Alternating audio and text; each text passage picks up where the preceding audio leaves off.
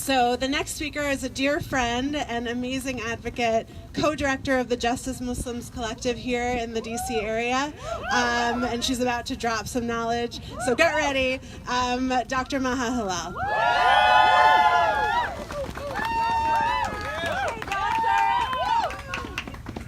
So thank you all for being here yet another year.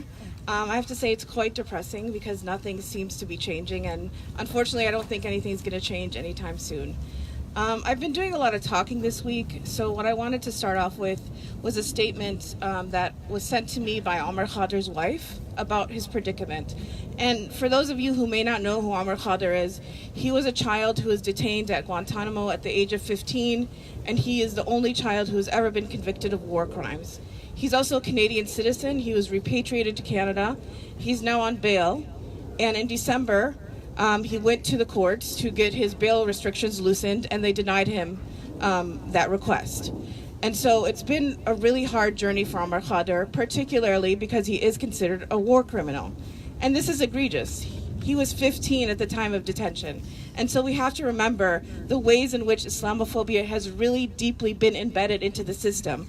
Because had he not been Muslim, had he been a child who wasn't Muslim, who, practiced some other faith, he more than likely would have never been in Guantanamo, right?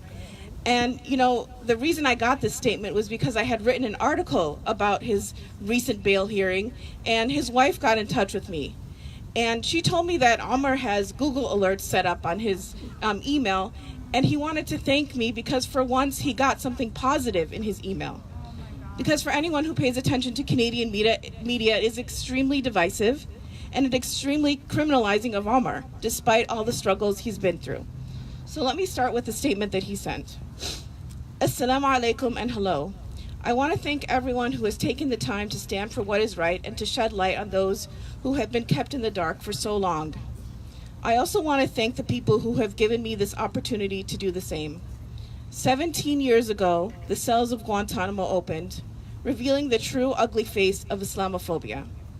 As you all know, this is not the first time a minority group was targeted and painted as the enemy. These groups were always viewed and treated as less than human. In the US, we continue to see the plight of Black people. In Canada, Aboriginals come to suffer. Every nation has its ugly history with a minority group. What makes Guantanamo different is that this discrimination is directed towards Muslims. I'm saddened that the Canadian government, which champions human rights in the international arena, is yet to denounce the transgressions that are still happening in there. I spent most of my youth in Guantanamo, and my humanity was nurtured by the same faith and people that this place was created to imprison. The plight of Guantanamo hasn't ended, not even for some of the people who were released. Guantanamo is a mark. Once branded with it, it will always be with you. Men in there deprived of their freedom and tortured, and those who've been released are restricted from freedoms, labeled terrorists, and denied the peace required to move on with their lives. One of the most important things that I have come to learn through the last 17 years is that as individuals, we cannot be quiet and expect or assume that governments will treat us as human beings. I've come to learn that just because it's a right, it does not mean it will be given to you without fighting for it. I've learned that we must all stand together hand in hand and fight for each other's right to be treated as human beings. To all those who remain in Guantanamo, I say we have not forgotten you. We will pray for you and fight for you until you are reunited with your families and loved ones, inshallah. And to those who are striving for the truth, I plead, stand firm and do not give up. Thank you for your time. Wa alaikum assalam. This is a very somber statement, right, that Omar Khadir sent. And it's really sad to me that he is telling us to not give up, when he is the one whose childhood was taken away from him, and who hasn't had a day free of the trauma of Guantanamo since the age of 15. But this is all about what Islamophobia is, right? It's not just about the immediate consequences of these policies and laws. It's about the consequences that remain once you've been freed from Guantanamo, once you've been freed from a communication management unit. So it's really important that we keep uplifting this, right? And I know for me, I've always considered Guantanamo a Muslim prison. And for some reason, it has taken people years to consider it that, when every single one of the prisoners at Guantanamo is Muslim and was Muslim. So we have to keep emphasizing that.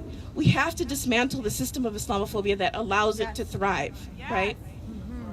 And Amar is right. We are not going to win by appealing to the government. The government is not here to give us our rights. It is us that have to demand them, right? Yeah. It is us that have to push the limits of what we deserve and what our rights are. And I'm grateful to all of you for being here, but especially for the Muslims in the crowd who have shown up, because this continues to be an issue that Muslims don't show up for. And it's very sad, and it's symptomatic also of how Islamophobia is impacting our community, such that many Muslims are afraid to show up in these spaces because then they too will be demonized. So think about it. We can't even stand in solidarity with our Muslim brothers and sisters who are being victimized. There are many layers of Islamophobia. And so, again, when we come here on the 17th year, nothing is easier, right? The only thing that's perhaps easier is that now that we have a president who's overtly racist and Islamophobic, people are starting to get it. They're starting to realize this country is Islamophobic. This country is anti-black. This country is racist. This country is a lot of things. And it does us no good to appeal to the system and think that we're going to get justice. So if we're not going to get justice from the system, we're going to take justice, right? We're going to make a space for justice. We're going to continue to call for justice. We're going to call for justice for Muslims, right? What do we do when Muslims are under attack? Stand up, fight back. I want to hear louder. What do we do when Muslims are under attack? Stand up, fight back. One more time. What do we do when Muslims are under attack? Stand up, fight back. Thank you.